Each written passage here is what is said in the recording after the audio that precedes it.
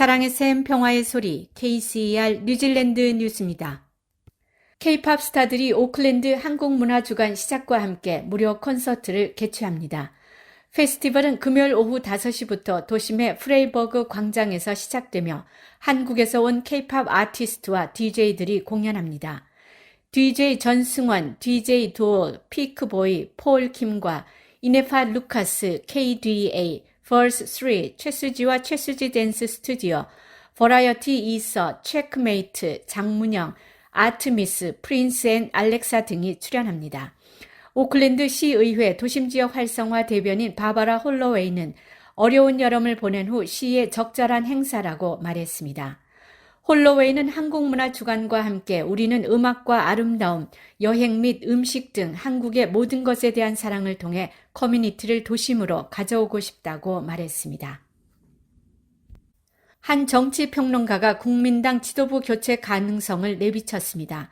화요일에 발표된 탈봇 밀즈 여론조사에서 국민당 대표 크리스토퍼 럭스는 선호하는 총리에서 23%로 최저치를 기록했습니다.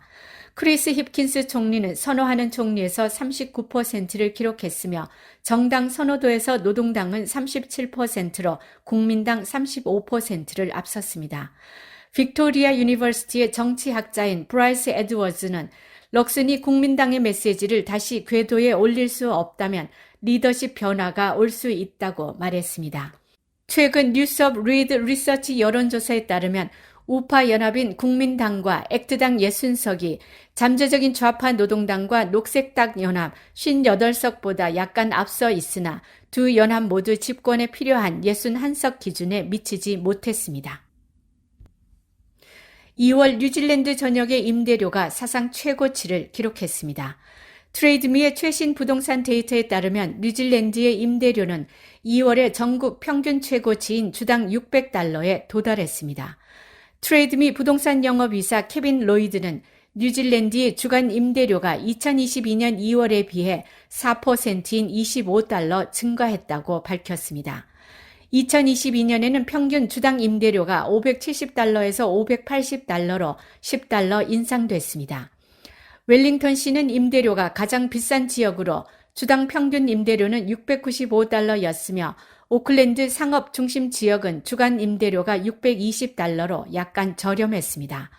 뉴질랜드 전역의 임대 목록은 2월에 9% 감소해 2022년 3월 이후 처음으로 전년 대비 감소한 것으로 나타났습니다.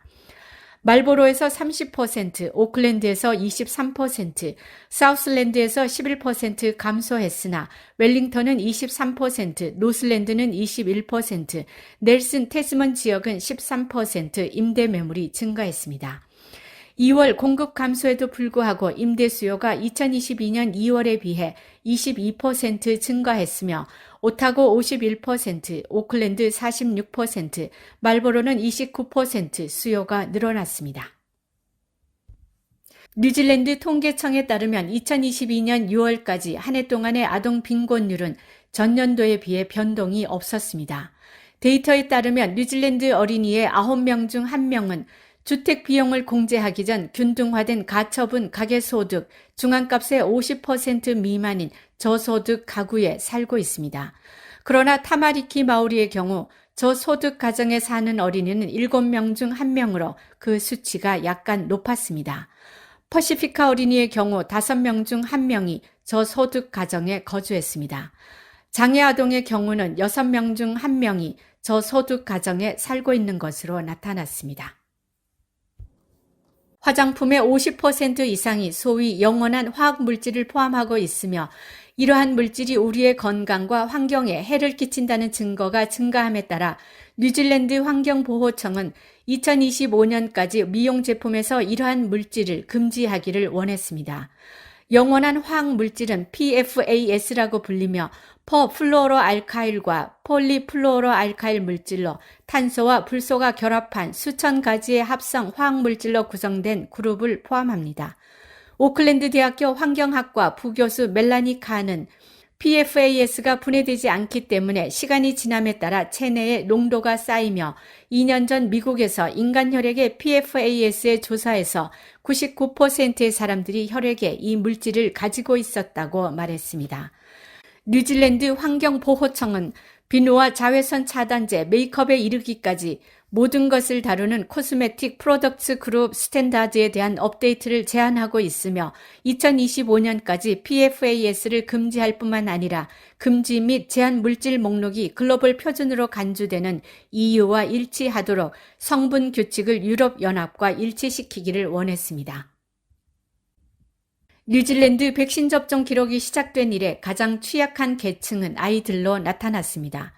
아동 예방접종률이 전반적으로 계속 급락함에 따른 경고입니다. 지난 4년 동안 완전히 예방접종을 받은 6개월 된 아기의 수가 약 10% 감소했습니다. 18개월이 되자 그 격차는 거의 17%로 벌어졌습니다. 올해 1살도 안 된 2명의 아기가 백일해로 사망한 사실이 밝혀진 후 나온 것이며 홍역도 걱정거리입니다.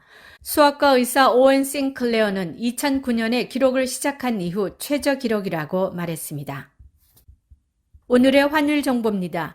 뉴질랜드 달러와 대비 원화의 기준 환율은 805원 35전, 한국에서 보낼 때 813원 40전, 한국에서 받을 때 797원 30전입니다.